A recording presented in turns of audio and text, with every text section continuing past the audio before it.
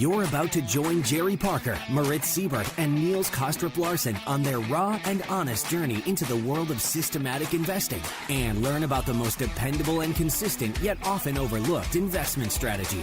Welcome to the Systematic Investor Podcast Series.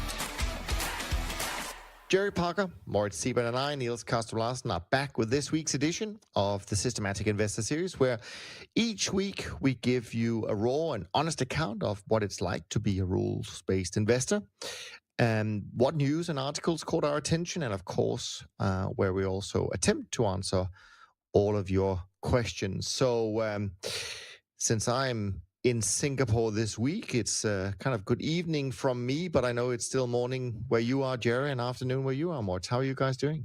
Great. Good evening. Good morning. How are you guys? Great. Fantastic. Yeah, doing well. As I mentioned, so spending the last few days here in Singapore, it's kind of funny how being in this time zone, at least for me, makes you see the markets in a slightly different light. Maybe perhaps most of the action really happens when we're asleep out here, and it's kind of a bit refreshing. Maybe less distractions. But anyways, when I was looking at the weekly changes in the markets that I follow this morning, it all looked pretty uneventful, really, with just a few big movers. Like I saw the VIX picked up 13% last week, and we know that's a volatile market anyway. Feeder cattle, palladium was well bid, and on the other side of the coin, I guess nat gas broke out to the downside this week and was marked down by 6% or so. So with that framework in mind, Moritz, why don't we jump into it and see, usually when you're away traveling, it's a good week for trend followers. I'm always curious whether you've been traveling this week. I haven't been traveling. I took a few days off and actually tried to get a bit away from trading. So I did the basics and put the trades in and stuff. But sure, didn't follow it all too closely. But what I saw, I had a slight up week, so that's good when you're on vacation. You like that. And, the bonds were coming down, along the bonds were coming down for most of the week. I think on Friday they had a recovery. They went back up. But I made money from the equities, money from the commodities, still like the emissions contract that's heading higher pretty much every day of this past week. Currencies relatively uneventful, if I'm not mistaken. And it was about 1% up. Nothing too exciting. No. Well, we did also find this week, most of the action really took place on Thursday, from what I can see. Like you, fixed income did well after a little bit of weakness in the early part of the week, picked up again. So that's nice to see. The euro was on sale, I guess, towards the end of the week. So that helped us with our short bias towards some of these currencies. Equities kind of flat, but that's okay. I guess the only one that sort of stood out to the downside was coffee, but it's doing well for the month, but just this week was a bit of a correction. And of course, it's a holiday shortened week anyway, so no changes in theme or kind of positioning as such. As I said, it felt pretty calm from this side of the world, and I think probably it was pretty calm actually. Unless you're a football fan, completely different topic, of course. But I did manage to watch this. I don't know if you heard about this quarterfinal in the Champions League in Europe, but there was this completely crazy game taking place, which got a lot of headlines. Manchester City, Tottenham. Exactly. That's great game. Yeah. How about you, Jerry? How was your week? A good week, especially if I don't concentrate on sports and hockey in particular. But as great as the prior weekend was with basketball, we hit a new low in the hockey. So, but enough of that. So it's good to see the long trends hanging in there, cattle and hogs.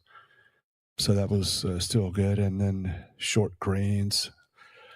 I'm pretty heavy in the dollar, so it was nice to see new lows in those European currencies, and maybe a few currencies like the Mexican peso and Russia sort of near the highs and sort of getting some longs and shorts on. That's good. The stocks were pretty quiet, but I guess there was some stocks like healthcare, for instance, had a bad week, and so just more of the same. There's a lot of things going on in the sectors or individual names that you don't pick up as the indices all kind of look similar. So you trade the Russian ruble, actually? Yeah, we trade the ruble, South Africa, Israel, India. And can that be done via futures contracts? I've just not really cash that gets converted into futures. Yeah. Okay. Good stuff. Of course, always interested to hear what took place as well in the social media world in terms of what people liked or disliked in terms of the themes and the tweets that you were part of. So how did that pan out this week? Pretty quiet week for me. There were some fun things, silly things going on, and we sort of like to revisit some of these same topics. People hating on trend following, and now it seems that there was an email that went out from some allocator that's pretty much their whole idea was our niche is to avoid long-term trend followers. So that I think it went out to thousands of managers, probably a lot of them who are long-term trend followers. And I just sort of actually I found the firm and the link, and I posted it a couple times, but I sort of said from my spam folder, quote, "Dear trading manager, we're adding niche strategies to our approved list of managers. We have a strong bias towards strategies that are non-trend following, non-correlated to trend followers, and that have the following profile, one of which was no long-term trend followers." So I posted another tweet today about how Campbell is moving towards short-term trading. So it's just every single week, it's something about trend followers, trend following, and we're moving away. It's sort of the thing to do to make sure that everyone knows you're hip and you're with it. So we're just, hopefully most of us would just sit back and see this as sort of a good thing, I suppose. I think you're right. I mean, I did see actually the tweet, and it put a big smile on my face when I saw the headline, from my spam box. I thought that was just a folder. I thought that was just a great way to kick it off. I mean, I think it's true. I mean, there's clearly, a lot of people have come out this year and, declaring trend following is no longer sort of their part of their core allocation. And I agree with you. I mean, I think it's positive for us, for those who continue to focus on that and continue to like it, continue to deliver performance from this strategy. Why people tend to do it. We've talked about that many times. There are, I'm sure, different reasons, but the fewer people doing it, I think the better for those of us who are still committed. What about you, Moritz? Had a quiet week on Twitter. The one that I remember is D.E. Shaw moving back to 3.30 from currently 2.5 management fee and 25% performance fee, which is nice. In contrast to all the fee discussions that we had and seen over the past couple of years, really, with fees moving lower and lower and lower and lower, and pretty much everything that belongs into the alternative beta bucket, whatever the definition of that is kind of like low management fee only, no longer a performance fee. The 2 and 20 model has sailed, but then, it seems to become a barbell where some managers, they're not part of this, and they increase their fees 3 and 30. So I found that really interesting, surprising to read this in the current environment, but there you are. Yeah, I mean, it's refreshing when people go against stream, and obviously, I think at the end of the day, at least that's my view, is that it all comes down to the net returns, right? I mean, agreed. So I mean, Renaissance Technologies and their Medallion Fund I think for a long time was charging 5 and 46. I think the fund though today is more or less for their own employees, although I think there still is some kind of fee. But I remember many years ago it was like 5% management fee and 46% performance fee. But of course they still delivered really attractive returns, and continue to do so. So why wouldn't you pay more for that? Yet 99% of conversations nowadays when you meet with investors is focused completely on the other side of that discussion, and that is how cheap can they get it. And of course we know that a lot of money have been raised in cheap versions of trend following. Unfortunately, I think that in the end investors will end up regretting it, but it seems like there's a lot of focus on the headline number in terms of fees. So that's another challenge, I guess, for the industry. Yeah. Back to your tweets, Jerry. What else got a lot of attention? Oh, I was just going to comment on that actually. Yeah. It's kind of interesting because if you put into a spreadsheet your performance of your system, your program, your strategy, like for me, the trend following is a little like whatever the return is, the max drawdown will get maybe 1.5 to 2 times that. I don't know if you guys are that bad or better or even want to look at that stuff. But I think and so when you put that into a spreadsheet and change the fee structure around, then what I do is say, okay, I still want to kind of plan on, I'm going to rely upon the back test. So half the audience has probably left me already, but I'm going to rely upon the back test. Then I'm going to say, I'm going to still shoot for my maybe 12% return. Now, as I change the fees and increase them, what does that do to my drawdown? So it's just very difficult for a trend following point of view to continue to increase leverage in order to still deliver your objective, your return, let's say. And so I think that's where it really is difficult, because do you want that drawdown now to become 2 to 2.5 if you're charging 3 and 30? I mean, it would absolutely be that for me. It's just really disheartening to some degree to look at that. But I do think that it all boils down to, if you can deliver a 1 return and a 1x drawdown, then keep raising your fees. And I think that's what people are responding to is, now I think it's like you were saying, it's a little dangerous to sort of think this is the new norm for CTA trend following, that the returns are not there very often and the drawdowns still are there.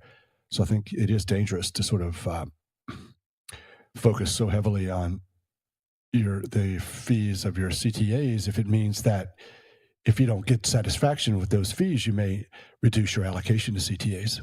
Yeah, I mean, I agree with you in terms of, and this is part of the nature and profile of trend following is that we certainly have, drawdowns that are, a factor of 2, maybe even a factor of 2.5, without a sweat in terms of drawdowns versus the average annualized return that we provide. And I guess this is the way it's always been. And I wonder whether there really are, certainly in the long-term space of trend following, I don't really think there are any managers who can deliver a 1-to-1 in terms of return and drawdown. At least I haven't come across that. But again, I mean, that's just part of the profile. I think there's nothing wrong with it. But of course, what we also have to recognize is clearly if you can avoid some of that drawdown, then the compound effect, so over time, is of course significantly better if you can, keep your drawdowns down to 1.5 times rather than 3, because it just takes that much longer to get back to a new high after a 3x drawdown, so to speak. So it's worth pursuing. I just wonder how much can we do to remove those difficult periods. And how much should we do? I mean, Hmm. because there's the risk that we change the strategy, and the profile of the strategy. I agree with all of that. I think for me it's more like 2x, maybe a bit more than 2x even, in terms of drawdown to return. And I don't think there is that much that we can really do to avoid those drawdowns. We spoke about that a couple of times on earlier episodes, and we have to be really careful not to over-optimize those systems to avoid those drawdowns historically. And back to those fees, I think it's absolutely fine to charge those fees for a higher quality return stream. As you say, Niels, at the end of the day, the net result is really what matters. And sometimes I'm approached by some smaller funds, quant funds even. They're co-located and they're trading high frequency. They're doing arbitrage trades, between Chinese onshore commodities and commodities here in Europe or the US. And it's really, it's a great strategy. They're producing fantastic Sharpe ratios. And of course, they're charging good fees for that. And I think that's fair enough because I can't really produce that. And having that in my portfolio is a great addition. Albeit expensive if you just look at the headline fees, but at the end of the day, the net return is still good. But all of those guys are capacity constrained. None of those firms really have a strategy where they say, I'm here to do this for $1 billion or more. And that's the difference between them and the D. Shaws and Two Sigmas of the world, I think, because they manage to do that with that much money, that much more money, which is so much more difficult and therefore really impressive that they can run it in that way. Yeah, I mean, just on that whole topic, it reminds me sitting out here that there is actually a firm, a kind of, certainly I would say a well-known quant shop out here that have done it a little bit differently. They're high vol, so definitely you get your drawdowns, but they've also delivered high returns despite the drawdowns. And they charge what you would consider as definitely full fees. But what I saw recently, I think they changed it last year, is that they have now, instead of raising fees, like you mentioned, Moritz, they've actually just started introducing lockups instead. So you can only invest with them now if you lock up your capital for a minimum of 3 years. And if you want, I think, this needs fact checking for sure, but I think from memory, you can get a little bit of a fee discount if you lock your money up for 5 years. And, that doesn't seem unreasonable in some ways. I mean, because we all know that it's better for the client to stay invested for a while, instead of these where you see people analyzing 20, 30 years of data to make a decision to invest, and then after a year or two they use that period to decide to redeem. I mean, that doesn't seem very clever.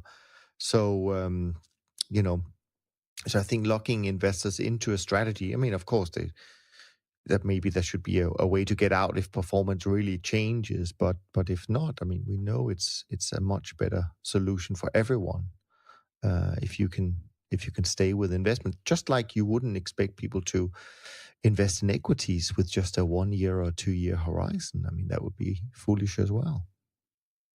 I think it's difficult to have the argument that it's about net return work in your favor, because sure, that was in the past. And yes, if I had those past returns, if you could just deliver those to me today, then yeah, go ahead and raise your fees. But it's the future. And of course, the higher the fee, the odds are they're changed a little bit on the successfulness of the investment going forward. They invest with us because they can't do what we do.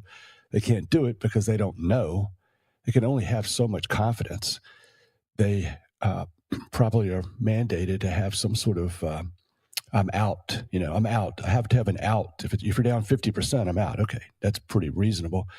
And so that odds of getting to that knockout point increase. As I just mentioned, put it into a spreadsheet, and you'll see the drawdowns overcoming those fees, having to increase that leverage. It's very powerful thing. I've said before on the podcast that I think to some degree you have a stronger, more profitable business if you the lower the fees are, because you do have to the standard deviation of your AUM is lower because you're not experiencing the same drawdowns with a fixed fee, for instance, versus a 3 and 30. In the normal world of CTA land where we operate, these other guys, they're on another planet, so I can't really even imagine how much fun they have. Yeah, no, I mean, I agree, but of course, I don't think that many CTAs will get to the point, anyways, where a 3% management fee will be accepted for the most part. But I mean, a 1.5%, 2%. I mean, I don't think it makes a huge difference. And if you can still deliver a decent net return, the funny thing is, of course, that nobody knows what the future returns will be, anyways. But based on recent performance, I mean, if you're still delivering double-digit returns net of all fees, maybe it's okay to pay 50 basis points more. I don't know. I've read these marketing books that over the years, that I really like, and as we know, like, price sends a signal that this is worthy, and this is something you should shoot for and try to one day be able to afford. And so we would be all shocked if we went into Tiffany and everything was on sale. It would diminish their own brand. And I think to some degree that's what's happened with CTAs, is that they too are signaling by their fee structure that we're not that great. We used to deserve 2 and 20 or an incentive fee. Now we kind of agree with you. We don't. And I think some, though, have not succumbed to that. Some of our favorite traders out there with high vol, aggressive vol, our favorite one in I think somewhere in England, and it still has a good business. It doesn't have to be $1 billion if you're still charging 2 and 20. I think that's a great point, Jerry, actually. And I think that I think we are sending the wrong signal, because as an industry, at least what I see is that a lot of people are going for these big pension fund tickets where we know they don't want to pay much, but still people line up to get these $200 tickets. And I wonder whether it's a better business strategy to be a little bit exclusive and say, no, I mean, we're not really that interested in clients on those terms, or in money on those terms. Then we would rather have a smaller business, which allows us to trade all these wonderful commodity markets anyways. So our clients should be better off, and hopefully over time, we as a firm will do just fine. I think that is a great point. Why should we chase every single dollar we see out there? I don't think we should. I agree with that. I don't think there's really a need to run multi-billion-dollar businesses. Of course, if you have that and if you can produce fantastic returns, that's a great business. But you can have a lot of fun, just as Jerry said, a lot of fun running a few $100 million, less than $1 billion, with good returns. Charge the fees, different types of clients. You can trade different things, in more of the capacity constrained markets. That can be a very nice business. You don't have to have 100 employees. It can stay relatively small and flexible. So there's something that I see going for that. Good stuff. Good stuff. What else did you see, Jerry, on your? I was trying to take this one article I read and torture it into something that I wanted to kind of get across, and but I'm not sure if it really fits. But it's kind of still interesting information. It was an article about Kahneman and a Nobel Prize winner, and he was just sort of saying that the distinction between happiness and satisfaction. Happiness is a momentary experience. It's fleeting. Satisfaction is a long-term feeling built over time and, based on achieving goals. And he says working toward one goal, satisfaction, may undermine our ability to experience the other, happiness. And I sort of said, No, I still quoting.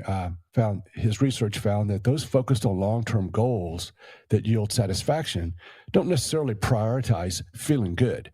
And I think that reminded me of the turtle trading sessions in 1983, where it was almost like they were saying proper trading is not going to make you happy. If you have a system that makes you really happy, it fits your personality, it's just what you want, you better be careful. Markets don't work that way. They sort of torture you. Who wants a 40% win rate, small profits, and then you have to wait and wait for the large profits that dominate the performance that may or may not come when you want them to? Very lumpy. Big profits turn into losses. Big profits turn into small profits.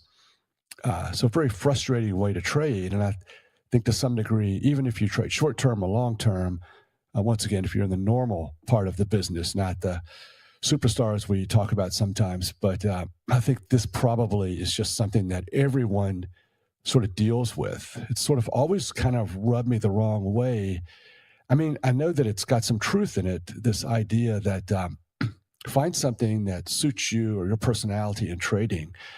And I thought, no, I mean, I think you have to be able to do it. If you can't, maybe you can't even handle the stress of the markets, regardless of the performance. Or, okay, I get that piece, but I think this whole idea of, there's something out there for me that's going to make me very happy and successful, is probably not quite. It's probably more usual that it's to be successful, you're going to frequently be unhappy with the actual details and the daily experiences. Yeah, I think that's an interesting discussion and an interesting topic, really. I mean, of course, we as trend followers, we know that most of the time, I mean, let alone having a 40% win rate, but if you look at the performance, I mean, we spend probably, 80%, maybe more of the time being in some kind of drawdown. And so in that sense, you can say most of the time, maybe we're not, that happy. But I guess what really makes us happy in some ways is the fact that we all truly believe in what we do and the strategy over the long run. But as you say, it's a question of working through all of the bad stuff or the negative sides in order to enjoy and reach those goals and have some kind of satisfaction. I'm sure when you look back on your track record, Jerry, I mean, who wouldn't have satisfaction in looking back at those returns? And I wonder, I mean, is it, as you say, it's probably not real. I mean, I could understand if it was some kind of sales pitch where people were selling you some kind of system saying, oh, this is going to make you, happy, la, la, la, la, la. But I mean, the reality is investing is, I mean, you're not doing it necessarily to be happy. You're doing it to achieve certain goals with your investments and your finances. But I mean, I think we have expressed our honest in this conversation or these conversations that what we do is not necessarily easy, but you learn to deal with those stresses over time. Yeah, and if we if we're trying to raise children, or they come to us and say, I know what I need to do with this homework and this schoolwork, but it really does make me happy. We would totally dismiss that and say, life's not going to make you happy. Right, exactly, yeah. And so I think that sometimes we get kind of tricked in trading that there is this thing out there. I just need to find it, and it's probably not out there. I mean, partly, and I don't know, but I have a feeling that still, when people maybe get introduced to trend following through various means, that maybe this picture is painted that it's something you can do, spend 20 minutes a week and you'll be fine, and it's just super easy and so on and so forth. And I think we all know that's not really how it works.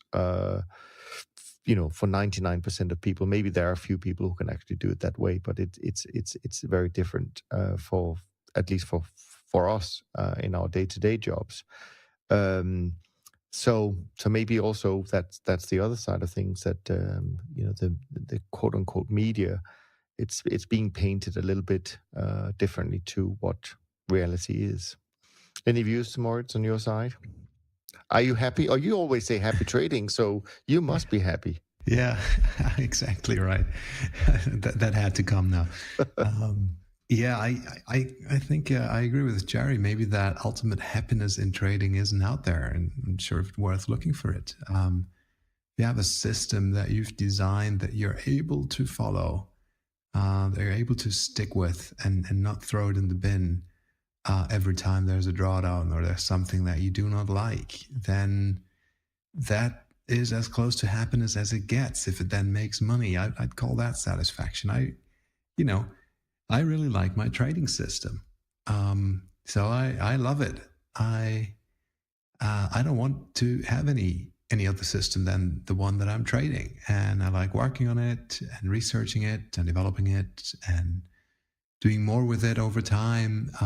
That's just the piece of beauty that I've built. So that makes me happy, with all the intermittent, periods of course, disappointment and, feeling let down and all of those. Short-term unhappiness. Exactly. Moritz, come on. Exactly. At the end of the day, I've built that because I enjoy it, to make me money. And that's the core objective here at the end of the day. It's supposed to make money. And so, yeah, I like it. Yeah. Yeah, it reminds me of my golf game. It's mine, and I want to improve upon it. But I'm not. For me and you, we're sort of over the unhappiness on a daily basis. It is the pursuit of creating a strategy that we're proud of, and we put our life's work in. And we're not going to let anybody play golf for us on the weekends. And so, how do we shoot? And we want to trade our own system and methods, and we see that all the time with younger people where they're not that qualified, but right out of college they want to start a CTA fund, and you're like, no, maybe you should get a mentor and learn a little bit. But it's like trading and developing a systematic approach. For us, is so much fun, and it's ours, and we own it, and we like it that way. Yes. And I think also there's other sides of what we do, right? I mean, we talk a lot about what we do in terms of the trading, the results, dealing with investors, et cetera. But I mean, I think the other thing that certainly for my part makes me really happy about trend following is hopefully the impact that we can have, through education. I mean, I think that is an incredibly satisfying, thing, and it certainly makes me happy when we receive some of the comments and feedback that we get, that people find it useful. So not everything is directly tied to, how much money did, the fund produce, or how many assets did we raise, et cetera, et cetera. I mean, there are other aspects of any job, of any profession that you have, and anyone who can positively impact the world through sharing knowledge and so on and so forth, I think they would probably say that that's a big part of the quote unquote happiness they get from what they do. I got an email this morning from a friend of the podcast, and it just it made me think that at the same time we're kind of dedicated to these systems, and we know that the best path forward is to follow them. I think that we also need to be realistic about what we can expect from them. If we've never seen a 10-year period like the last one, I think it's a mistake to sort of think that we won't see things that are different in the future, that won't look like this limited back test that we have. So we love it. We want to execute it. We know that's the best way forward. But will it be great going forward? We don't really know that. He makes this assumption. I'm interested in your opinions on. Systematic trading believes the odds and probabilities are fixed like a casino game. I think it's fixed. I don't think I know what the odds and probabilities are. I know that my best way forward is to take what I've put together and continue to follow it. But I don't think that I do know. We'll only know in the next life, how close was I you know, to getting it correct. What do you think? We'll know after the fact. I agree with that. I don't think there's any way that we can know the de facto edge or probabilities like in a card game or in games of chance. It doesn't really work that way in trading. I mean, those things change. There are periods where the thing just works better than others. One of those things that we have to deal with and accept. There's, like I say, there's no way of knowing the odds of us making money next day, next week, next month, next year. It just unfolds as it unfolds. But, based on the statistics that we have, we at least can put a trading process in place that we have some confidence with to rely on and really say that for us, this is the best approach to deal with those markets in the future. Yeah, I mean, it reminds me of the old. I guess it came from Larry Hyde. I mean, quote, knowing what you don't know, and I think that's what's fixed about it. I mean, that's what we all buy into, that we don't know. I mean, we know what we don't know, and therefore we built our trading approaches to handle the unknown. And yes, we have our trade stats, which we to some extent rely on. But we don't rely on it religiously, meaning we don't expect it to always be constant. So I completely agree with both of you. And I did see the email as well, Jerry, and I think you're right in challenging that assumption in the email. I don't think we take anything for granted, frankly, other than we don't know. We know what we don't know. And I think we're all committed to not only build in to our approaches heavy doses of risk control and capital preservation. I think, as we talked about before, every part of it's hard to say where does this, it's all just one big ball of risk control. It's long, shorts, maximum diversification, small losses, paying attention only to price trends. I mean, in my opinion, that's risk control. I'm respecting the price trends. I'm assuming I may not know what the future holds. And I think that, but on top of that, we're saying, oh, okay, I'll have another layer of portfolio management maybe to preserve capital. And at least I recommend that. Trade small, have an infrequent situation, maybe where you're like, it's really volatile here, or we're in a little slump losing money here, so maybe we'll trade a little bit smaller. And so even though we like what we do, we like our systematic approach, it gets better and better every year, we still hold out the possibility that, it matters, risk, it matters what our drawdowns are and how we want to stay in the game. Which leads into another tweet that got a lot of, it's really simple, and it got a lot of likes this week. In the world of investing, you don't have to be bold. You don't need to find alpha. You just need to survive. Investors need to stay in the game, make sure that you live to invest another day.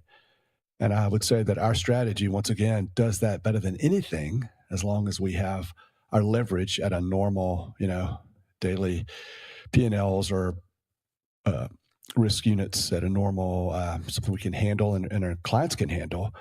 And then, but still, whatever it takes to stay in the game, that's what one should do.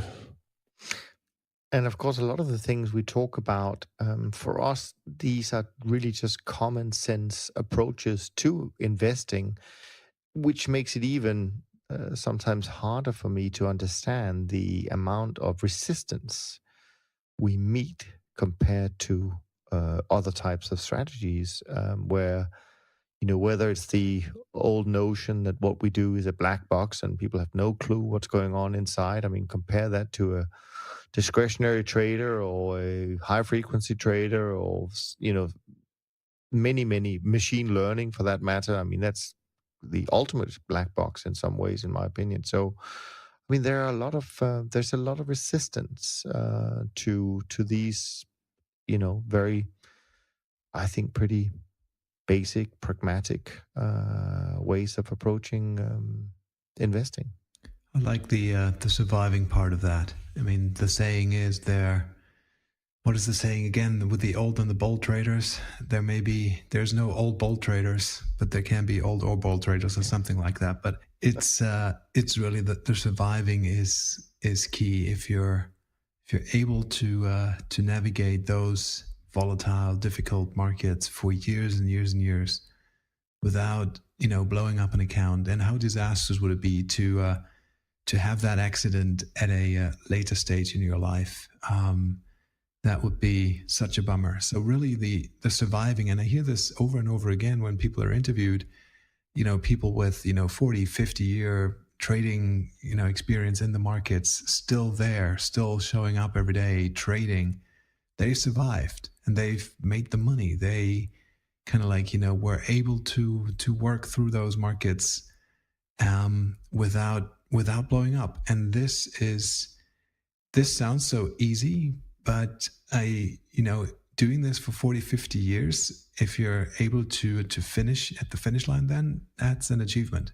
I think there's something about that. Yeah, I wanted to mention a few minutes ago, I forgot, but when we were talking about the drawdowns being twice as large, roughly, as the returns, when are these drawdowns happening? This is a strategy that most of the time the drawdown, we're down 15%, but I'm still up 20%, for the year. So that's really nice. The Sharp can't really capture what we do.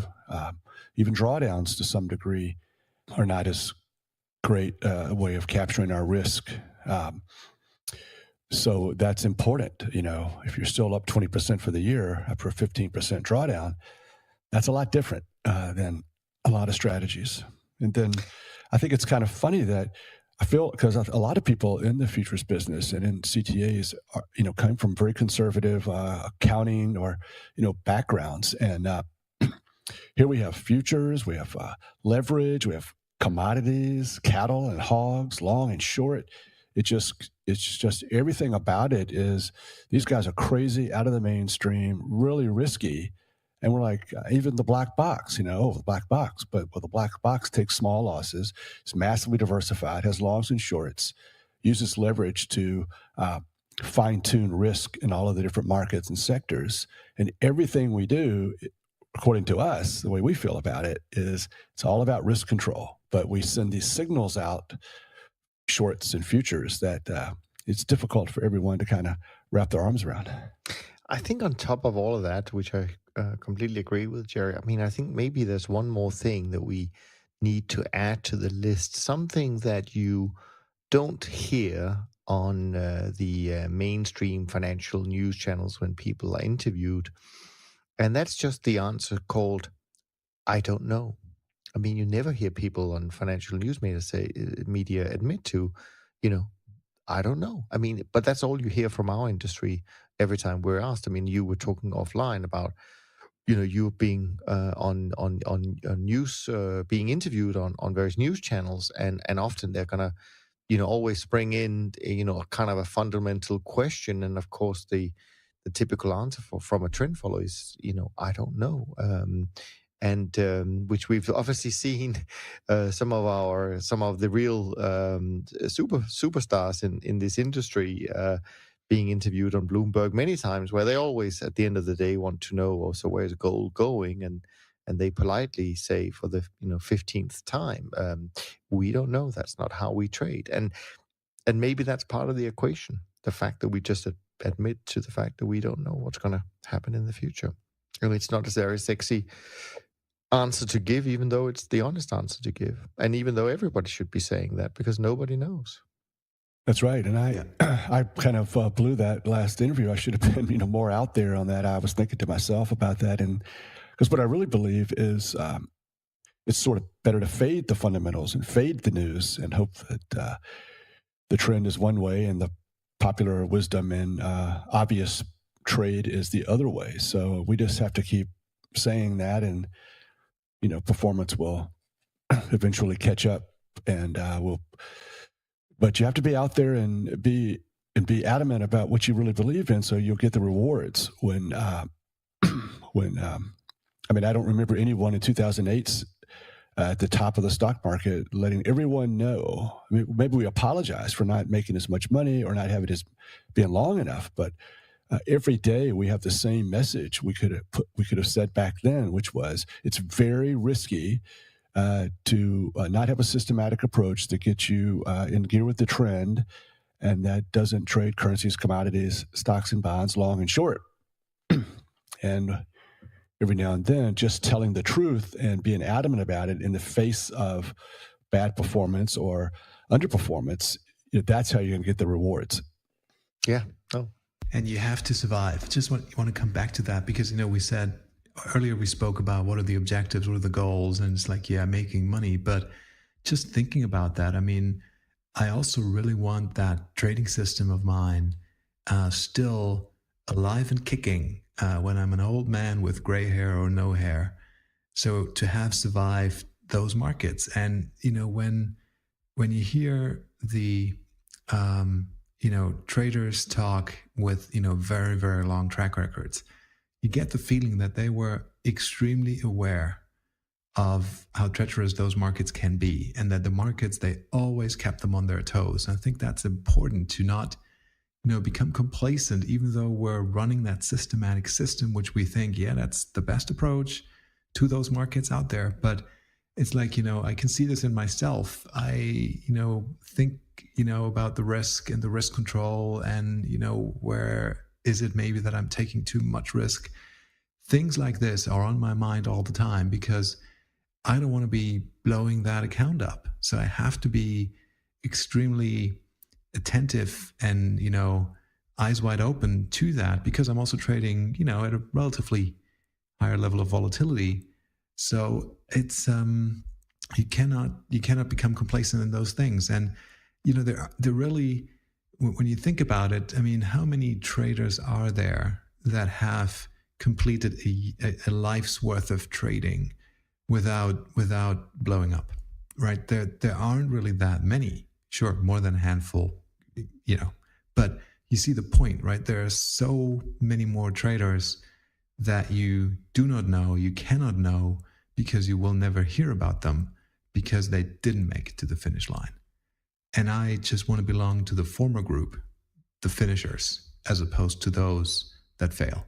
I mean, I think that's a great point, Martin. Of course, when we talk about, having a goal of making money for our clients, I mean, first and foremost, I think what we're really saying is, I mean, we're risk managers. I mean, that's what we do. We know that we don't control returns, but what we do have some say in is risk management. So that's our starting point, right? I mean, we don't sit down and say, oh, let's make 15% this year. I mean, we don't do that. But we do sit down and say, well, let's, divide our risk budget into all of these buckets and let's have, some rules for how much we can risk in any one opportunity and all of these things. And that will then lead to, some level of return, which is, to some extent reasonably consistent over time, if I can put it like that. So maybe I'll just end with, actually, I was incorrect on this article. It's actually Harry Markowitz talking about artificial intelligence, and I think he quoted Kahneman. But anyways, he goes on to Markowitz goes on to say, we were born in a risky world and remain in a risky world. 10 years from now, it will be a risky world as long as you want to earn money and invest. The interviewer says, some people believe there's no need to diversify. Your thoughts? He says, they come to sorrow. So I think we know better. We have no choice. We're flexible. We'll change when the evidence tells us to change. But I think by and large, we're happy in our state of, given how we're thought of and given the AUM we have. It's not as much as we want, but would only be miserable taking that into consideration as relates to our trading strategies. So maybe the way to think about this happiness that we talked about before is that what would make us really unhappy is not doing things the way we do. I mean, maybe we can't be happy all the time, doing what we do, but we certainly would be unhappy if we weren't doing exactly as you say, Jerry. Trading small and long, short, and diversification and all those good things. Depending on the outcome, maybe it would make me happy, but I can tell you, I'll be uncomfortable doing it any other way. Yeah. Good stuff. Well, let's turn our attention to some of the questions. Oh, by the way, I'll probably try and plug this a couple of times. I'll mention this next week.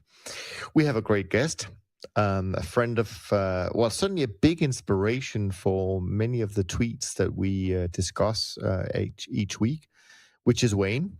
And send us your questions to info@toptradersunplugged.com. So next week we'll probably do more questions that we can involve Wayne in, and it's going to be a great conversation, I'm sure.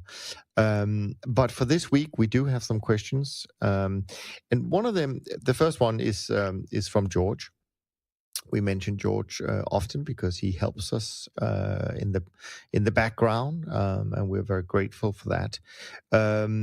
But one of the things we sometimes end up talking about is this: should I start my own trend following trading career, or should I just, as an investor, find a couple of trend followers to invest with? And I think very often we end up talking about it in kind of just looking at whether or not you can develop a strategy that is as good as those who've been doing it for 20, 30, 40 years. But there's another aspect of that, which is what George actually points out. He says, consider also discussing, operational nightmare that is running a trading system, paying for the data, cleaning the data, dealing with missing data, API setup, API failures, hiring coders, hiring backups, dealing with software updates and compatibility, internet failures, cybersecurity regulations, dealing with the fact that 100 coders would build 100 unique programs with the same exact specs, and programmers find new jobs, etc., etc. Essentially, I think what George is reminding us about is that there's another side of becoming, a trend-following manager and managing other people's money, and that is all the stuff that happens in the background in order to run a successful business. And I think he makes a very valid point. It is not easy to get all these things right. That takes an equal amount of hard work and experience. It's not all about finding the right rules for the model itself. Yes. Very good point there.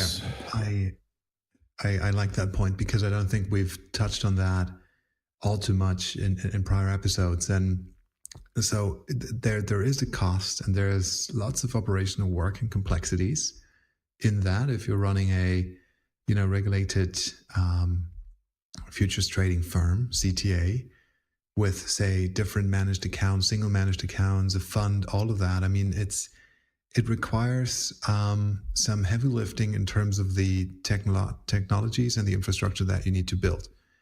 All the APIs, all the interfaces and connections to execution brokers and clearing brokers, the fixed protocol, or whether you're using FTP servers to take back the orders. Then you need to allocate them. You need to instruct the take ups and the give ups and all of that. Reconcile.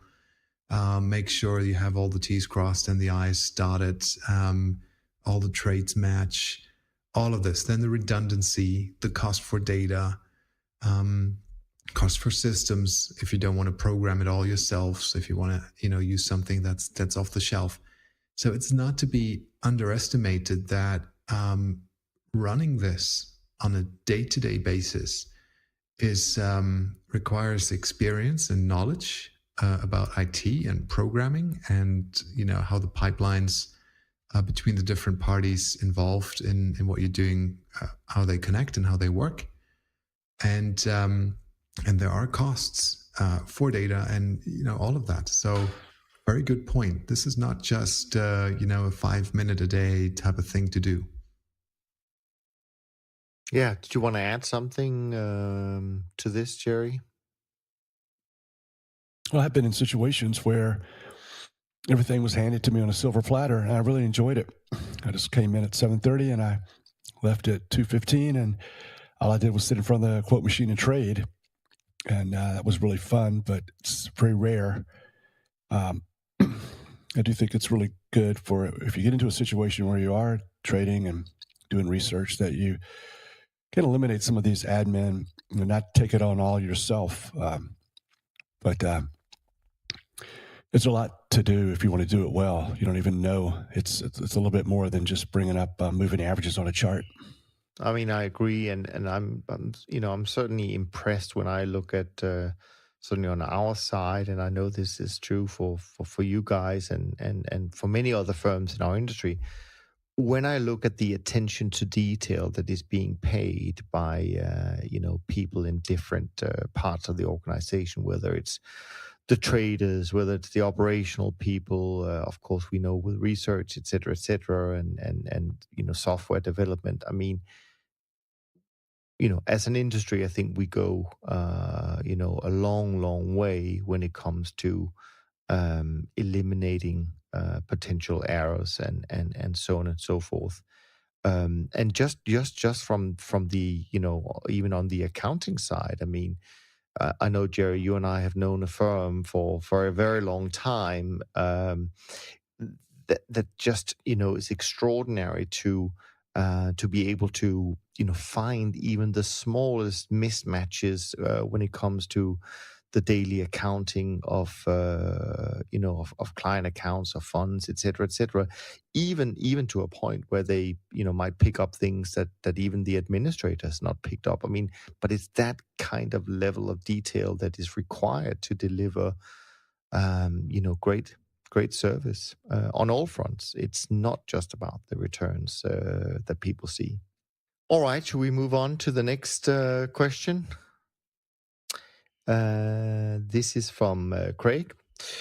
And Craig brings up an interesting point. I think he says that Patrick O'Shaughnessy raised what I thought was an interesting point in his OSAM quarterly investment letter regarding the extensiveness of his firm's research graveyard, meaning research that ended up inconclusive or invalid being a considerable edge to his firm.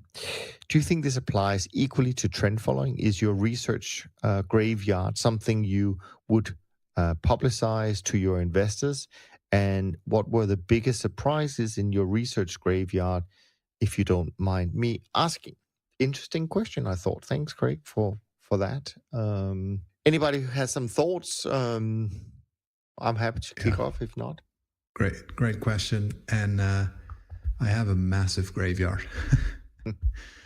And it's a valuable graveyard. I mean, graveyard is a bad word, but all the research that I've done, the ideas that I had, ideas which I was so excited about without having tested them. Like, just thinking about them, I got so excited about this great new idea that I, ran up to my office and immediately tried it out and, locked myself in for hours and, tried that thing out only to realize that it doesn't work, or that, I outsmarted myself and my thinking wasn't clear.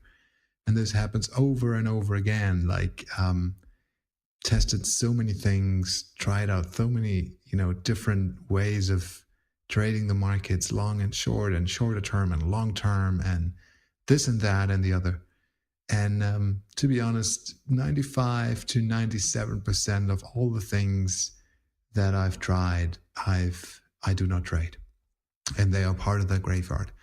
But it's such a valuable repository to have those failed ideas, because when you work on them, this is when you become clear. You learn that the idea that you had is an idea that you just must ditch because there's something wrong with it. So to me, this is it's part of the process. That's the way to move forward, is by failing on those ideas? I mean, I think that that's not just with trend following. I think that's with so many things. But I think in particular, my view on trend following and research has always been that it's really about finding all the things that doesn't work. In order for you to find the things that work.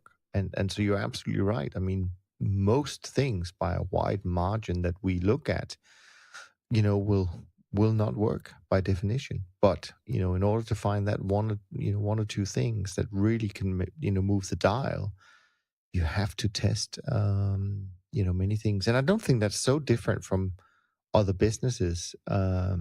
So a graveyard can be something that you can go back and revisit and see if you can actually make something of it later on that you hadn't thought of. But I think a graveyard in itself is just it's a good description of just ideas that you had to try out to make sure that you haven't missed anything.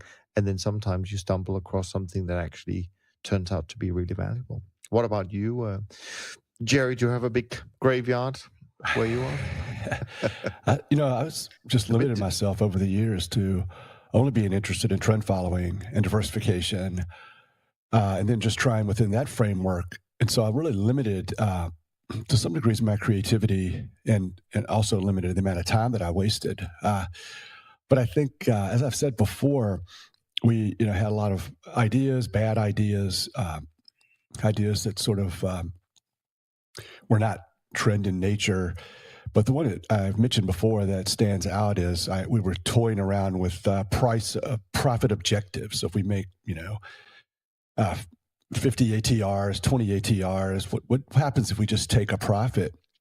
And my research guys came back and said, this suffers from a sample size problem, but obviously if you have a big trade and you make money, taking some off is not going to hurt on the back test. It's the back test. In the future, I think it would hurt, but then he said, but if you just waited till 5 days lower, it would make more money.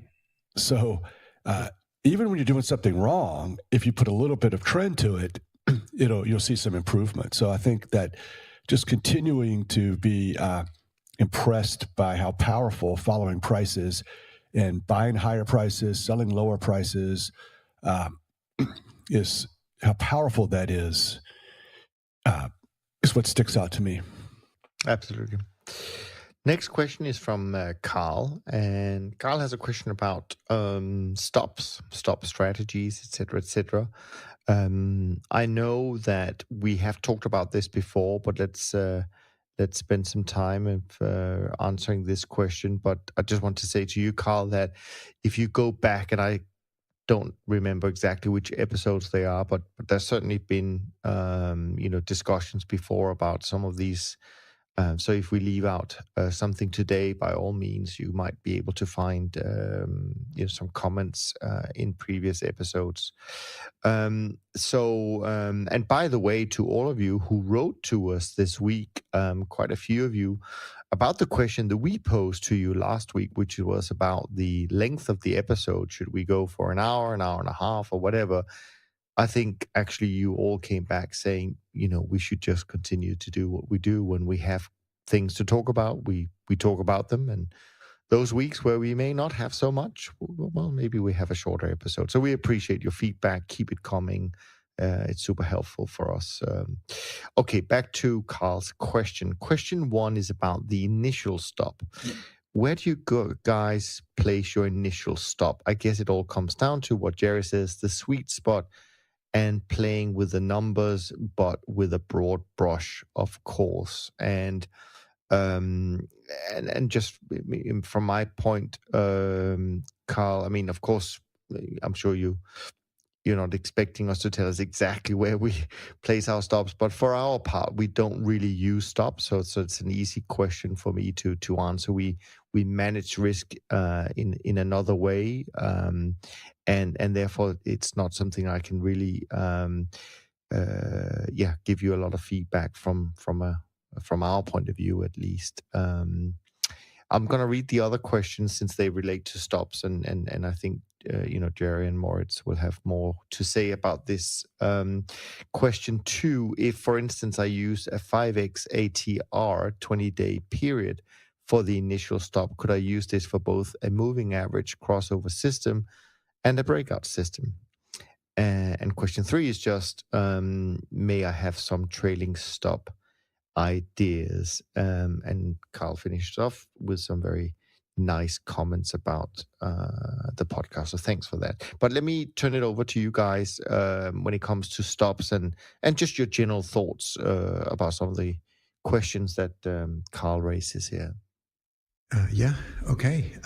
So part of the question was, can we use an ATR-based stop with a moving average system as well, or moving average crossover? That was one of the questions. Yeah, so I don't do that, but I think it's possible. So, you may think of getting an entry signal because you have a moving average crossover system signaling you to go long, and by contract, you could then, use that point and figure out an initial stop that is, a certain ATR away from your trade initiation point, so that it can be designed in that way so that it works. I don't see why it couldn't.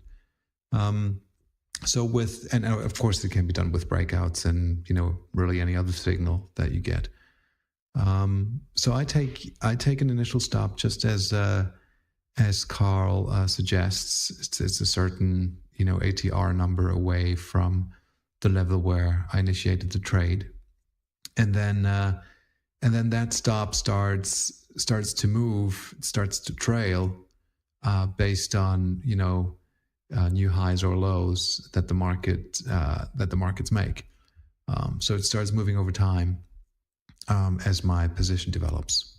Yeah. Before you jump in here, Jerry, I just want to say, I was trying to visualize what you were just saying there, Moritz, about using an ATR stop for a moving average crossover system. I'm wondering whether that's such an easy thing to do, because your signal then might change again before you hit your stop. So what are you going to follow? Well, I guess you could combine it maybe. Exactly. Right. So you have to differentiate the entry signal and the exit signal, right? So if you use it as an entry, and you have the golden cross, which is the 50-day and 200-day, and the 50-day moves higher than the 200-day moving average, then that would be a signal to go long. You can then initiate the trade and place a stop lower than where you initiated the trade by a certain number of ATRs. This is then you have a different exit methodology, right? Then you need to do something with that stop, either have it trail over time or, find another exit point. But you're right, Niels. It wouldn't be the just, do the crossover to go in and then go out, go in, go out. It has another level value. Yeah. I think it's interesting, and I don't think there's anything wrong. I certainly remember in my career having been involved with systems where we were using different kind of stops, and maybe this is an idea, Carl, which is not very novel, but maybe it's not a bad idea to use different kinds of stop, and then always on the day of your trading, pick the one that's closest. I think that's a perfectly reasonable way of doing it. So it doesn't matter how many different types of stops you use, but if you always as your actual live stop would use the one that is closer to the price, maybe maybe that's perfectly fine. And that could certainly mean that you could combine moving average crossover with a stop based on ATR, but it may be that it's the moving average crossover that gets you out before your ATR stop is hit, but there's nothing wrong with that. Anyways, Jerry, you might think completely different to us. No, I that's how it works. Okay. I think the most important thing about that entry, I like the golden cross 50 by 200 or 50 by 250, primarily because that's, I think, a good time frame. So that's your look back period. I'm doing a trade once or twice or 3 times a year. Yeah, that's where I think we should start. The problem with a stop being close, whether it's a trailing stop, exit stop, or a stop loss, is you have to get back in. You get out, it hits your stop, and it goes right back to the highs. You got to get back in. So if it's too close, you're in and you're out, you're in and you're out. The market's gone a ways. You've just lost money. So you want to kind of avoid that. You probably want to avoid getting too long-term as well. So just keep narrowing it in and looking at the data and say, how short-term can I be without having too many of these whipsaws? I think that's the crucial thing to figure out first is your time frame. 1 to 2 trades a year seems awfully long-term. It's almost like buy and hold. I know, but maybe you can do better. You certainly should have a goal to do better than me. Good stuff. Well, I hope that's useful for you, Carl, with a little bit of thought. And as I said, there is definitely some more stuff to be dug out from previous episodes, as this is a topic we've been asked about before. Next question is from Michael. Michael, thanks for the question you sent in. An interesting one. So Michael is asking, what are your thoughts about developing your robust trading system and how many variables do you typically have in a system? I've done some system developing and found that not to over-optimize and try to find systems that work over many issues that I have, to use only a few variables. I'm not sure I really read that correctly, but I hope you got the gist of that.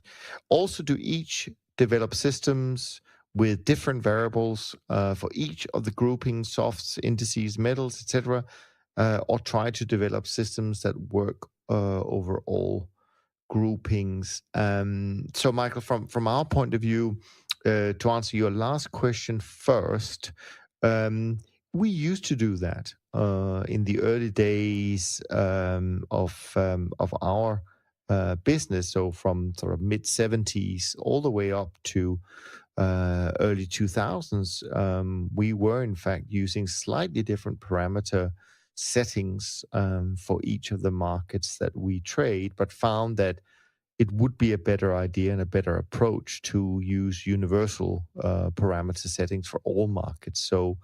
So that's what we've been doing for the past 13 years or so. So, in terms of robustness, we find that you should be able to trade all markets using the same methodology.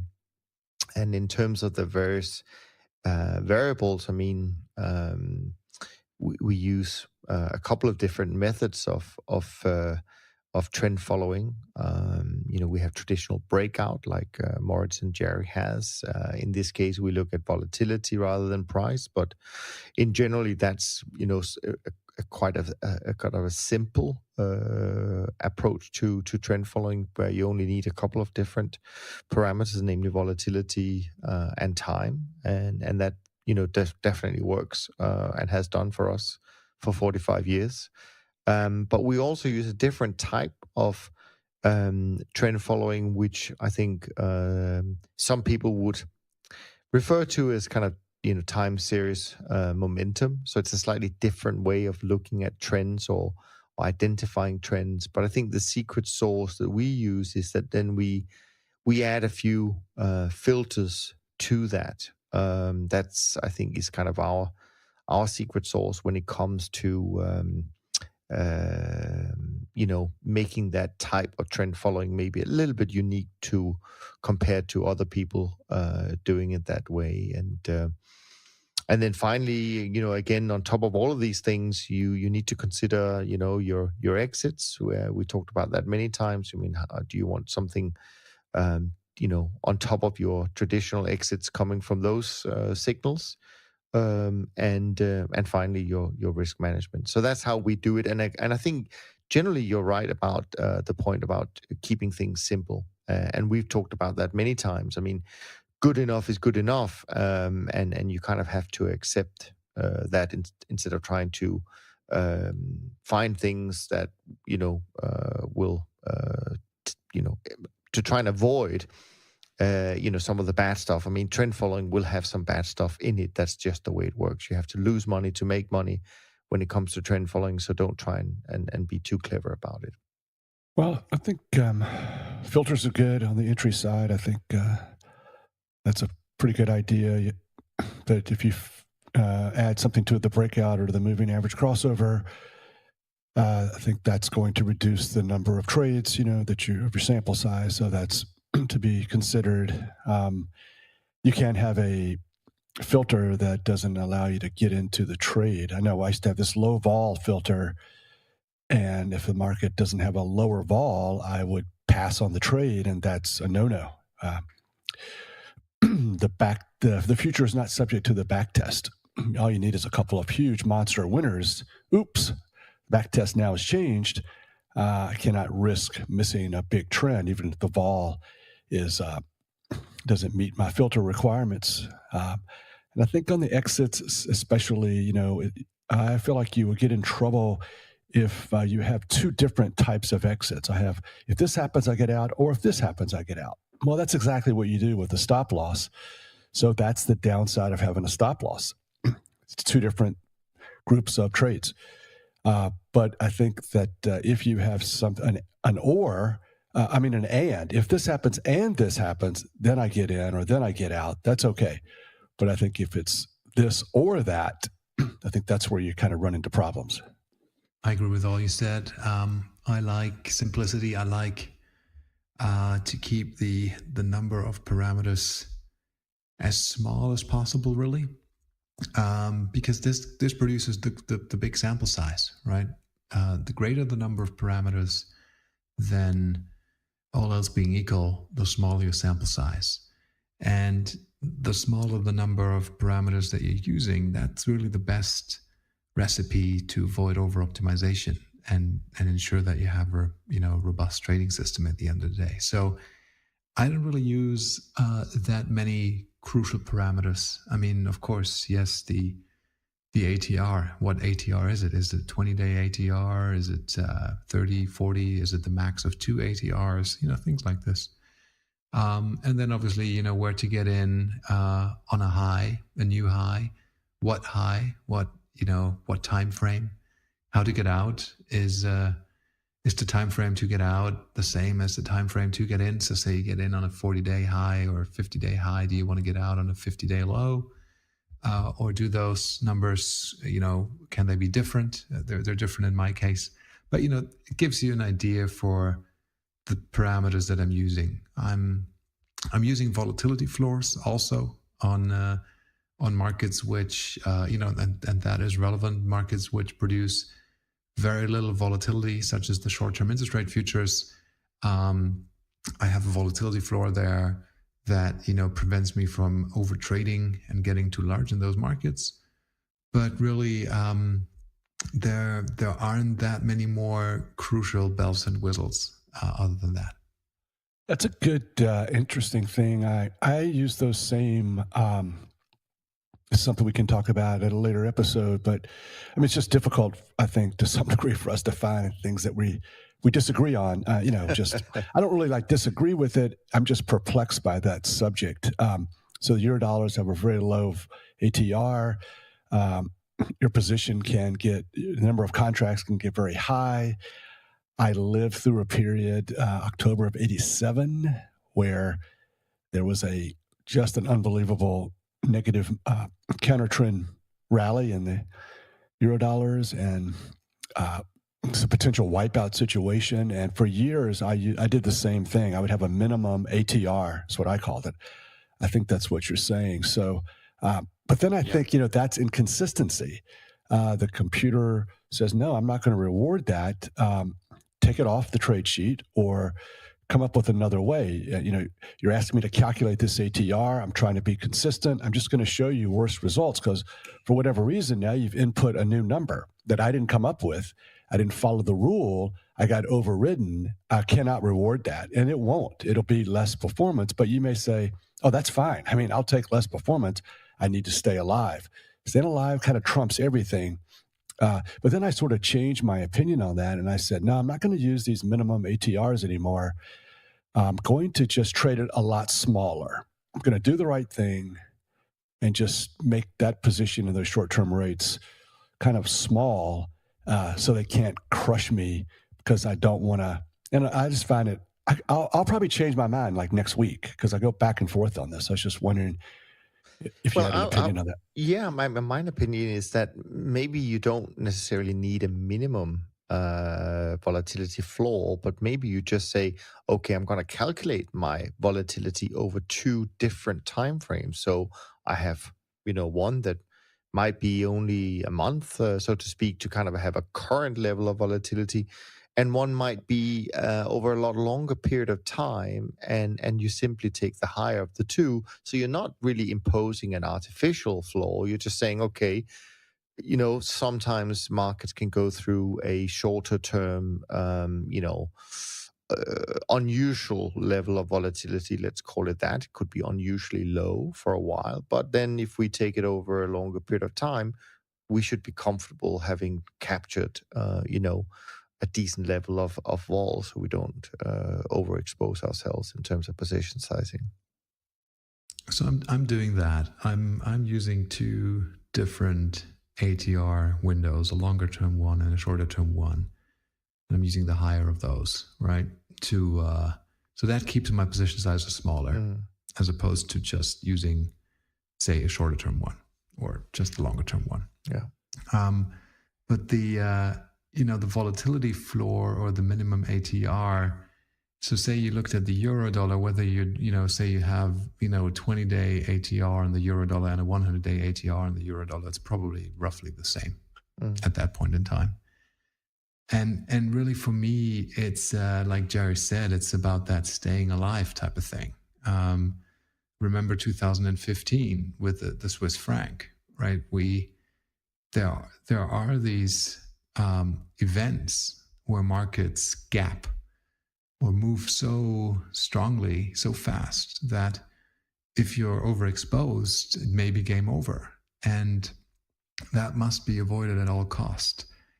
I'm not 100% sure that the minimum ATR, or the volatility floor as I call it, is the absolute best way of going about those things. To me, it's one way, one risk control feature that I'm using to survive. There may be other things that, maybe I think about in the future which I will then implement or, change the thing altogether. But for now, this just appears to make sense to me, because it's not just the Eurodollar. I have really quite a few markets in my portfolio, and we're in a low volatility environment anyway, right? Quite a few markets in my portfolio which come up with substantial position sizes, given that volatilities are so low. And when I then look at the notional exposure across all my portfolio, I just, I think we had it on the earlier episode, it's important that we can still sleep well at night. I just don't want those things to be too large. Yeah, that's one of our Achilles heels. It's very scientific to use ATR and set up the portfolio where you're really getting the real diversification, not just based upon notional value.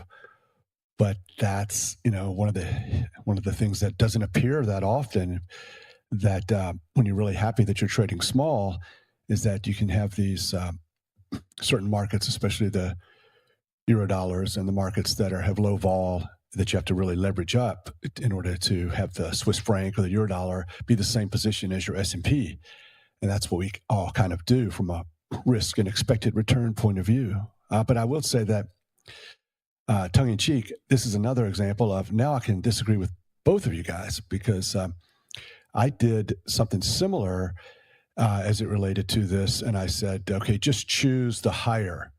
And then once again, I got back bad results. And my people kept telling me, we get worse results if we tell the system, choose the ATR that's the highest. And I'm like, yeah, of course we are, because we are not being consistent. We have written a rule, which is good, and we are following it, which is good. But what is snuck into our system is we're having the computer not be 100% consistent.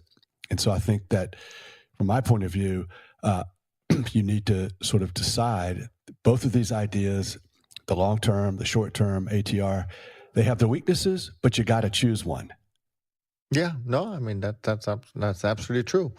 And I mean, again, as you say, I mean, you can choose one, or in a sense that the the choice that Mort is making to say, okay, I choose a different, combination, because at the end of the day, it's never going to be perfect. Either choice is not going to be perfect, and it doesn't have to be perfect, but it's true.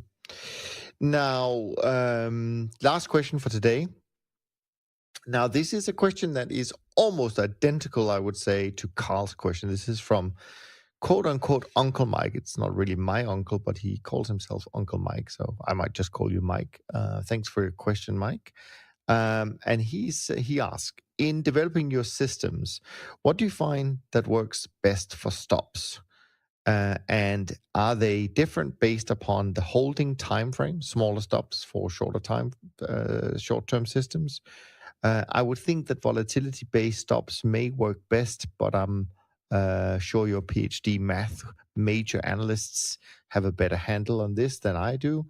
And trend following inherently needs room to breathe, and sometimes you end up giving back a lot of the open profit when a trend is in the middle of that and changing direction. So, how have you dealt with this situation / problem in the systems that you're currently running? I know, Jerry, you often talk about open profits and what can happen with that. So maybe, since we have talked about this previously today, do you want to give a little bit of just your philosophy on this, Jerry, when it comes to dealing with some of these situations that Mike is asking about?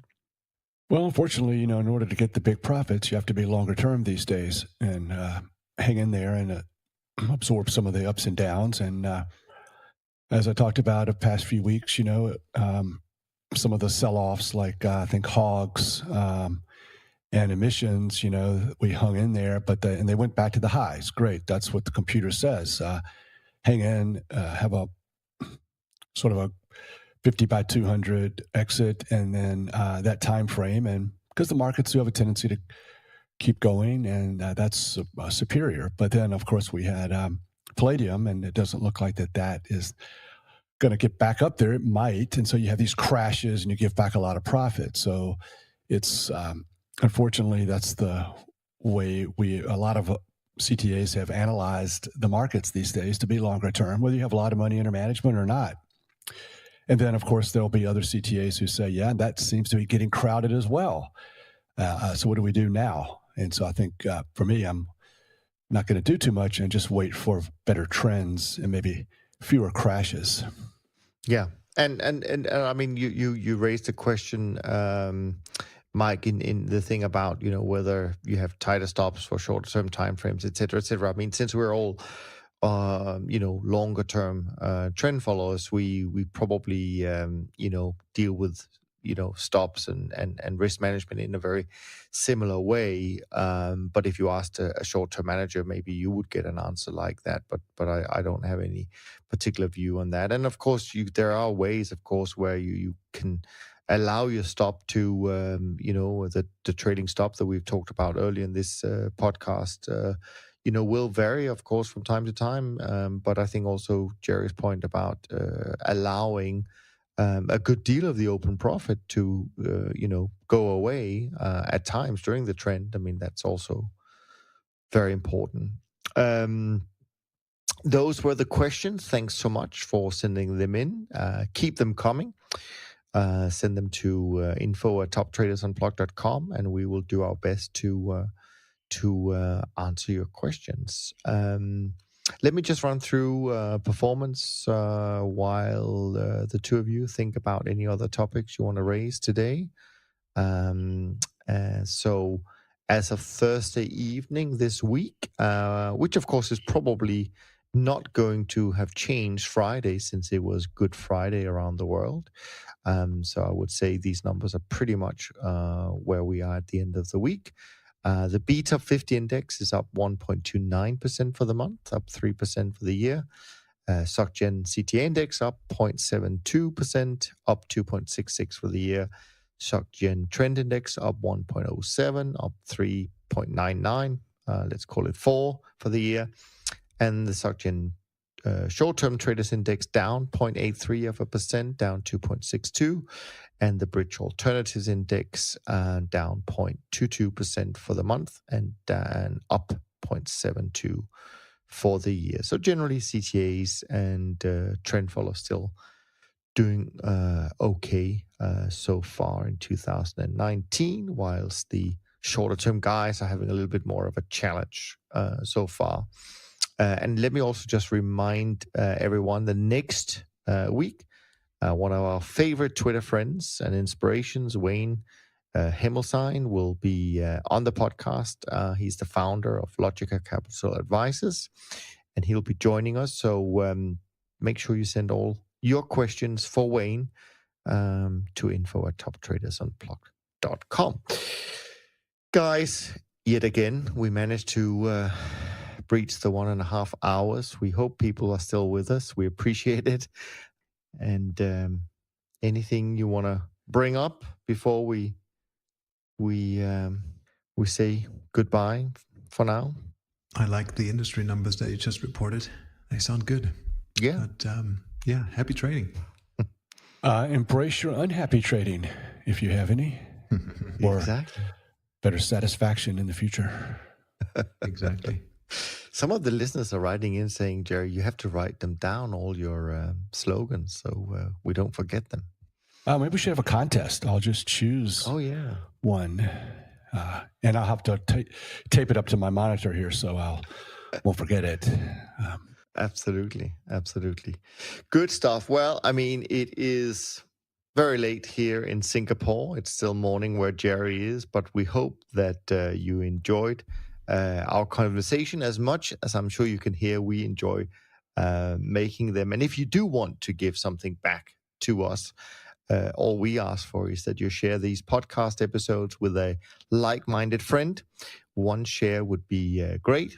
So from Jerry, Moritz, and me, thanks so much for listening. And we look forward to being back with you on the next week's edition of The Systematic Investor. And in the meantime, have a wonderful week. Thanks for listening to the Systematic Investor podcast series. If you enjoy this series, go on over to iTunes and leave an honest rating and review. And be sure to listen to all the other episodes from Top Traders Unplugged. If you have questions about systematic investing, send us an email with the word question in the subject line to info@toptradersunplugged.com, and we'll try to get it on the show. And remember, all the discussion that we have about investment performance is about the past, and past performance does not guarantee or even infer anything about future performance. Also understand that there's a significant risk of financial loss with all investment strategies, and you need to request and understand the specific risks from the investment manager about their products before you make investment decisions. Thanks for spending some of your valuable time with us, and we'll see you on the next episode of The Systematic Investor.